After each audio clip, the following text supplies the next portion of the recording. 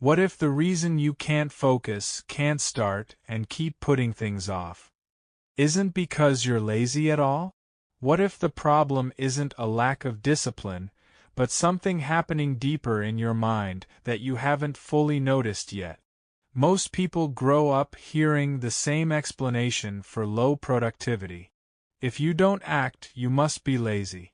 If you delay, you must lack motivation. If you feel stuck, you must not want it enough. These explanations feel simple, but they miss something important about how the human mind actually works. Because there are moments when you want to act. You think about what needs to be done. You feel the pressure. You understand the consequences of not doing it. And yet you still don't move. Not because you don't care, but because something inside you feels blocked. This experience is often described as laziness, but it is more accurately a form of mental overload. Mental overload happens when your cognitive system is carrying more information, pressure, and unresolved input than it can comfortably process. Instead of increasing productivity, this overload creates resistance. The mind does not respond by pushing harder. It responds by slowing down, avoiding, or disengaging. This is not failure. It is a protective mechanism. One of the main contributors to mental overload is decision fatigue. Every day your brain makes hundreds of small decisions. What to prioritize, how to respond, what to ignore, what to remember. Even when these decisions feel minor, they accumulate. Over time, the cognitive cost of making choices begins to increase.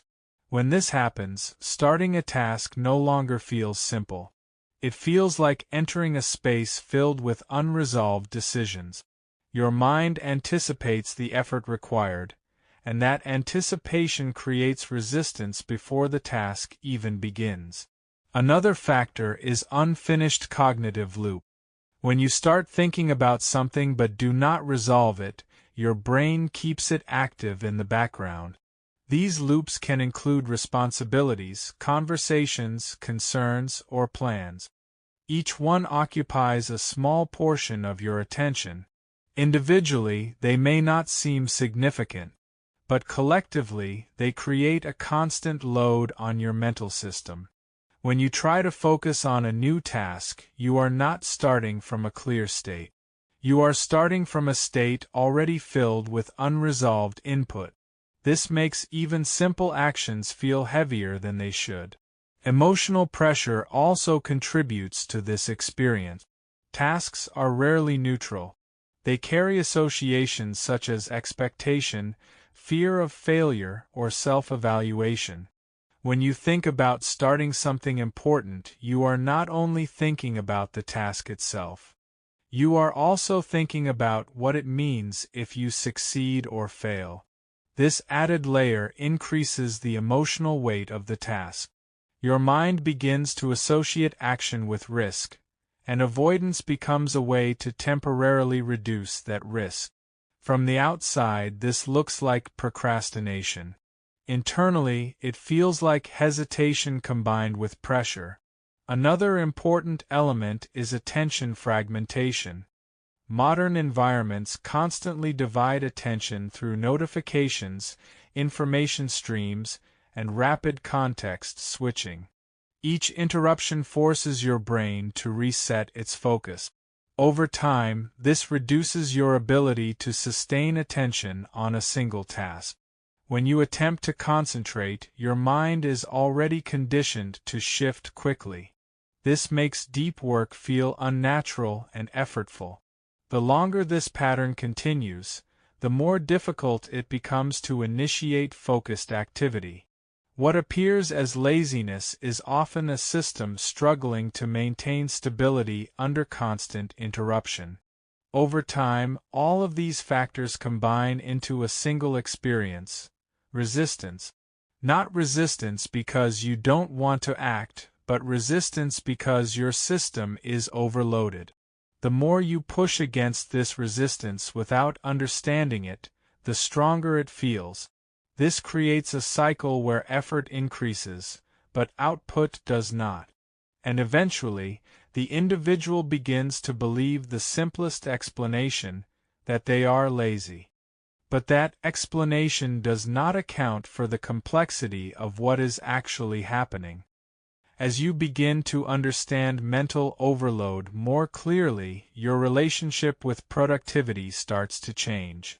Instead of seeing resistance as a personal flaw, you begin recognizing it as a signal that your system needs adjustment, not punishment. One of the first changes that occurs is how you approach starting tasks. Instead of expecting immediate action, you begin reducing the cognitive load required to begin. You simplify decisions, break tasks into smaller components, and remove unnecessary variables. This does not eliminate effort, but it lowers the barrier to entry. Starting becomes possible again because the system no longer feels overwhelmed at the point of initiation. Another important shift involves managing cognitive loop. Instead of holding multiple unresolved thoughts in your mind, you begin externalizing them. Writing things down, organizing tasks, or creating clear structures allows your brain to release the need to track everything internally. This reduces background load and frees up attention for the present moment. Over time, this practice can significantly improve clarity and reduce the feeling of constant mental pressure. Emotional weight also becomes easier to manage when it is separated from action.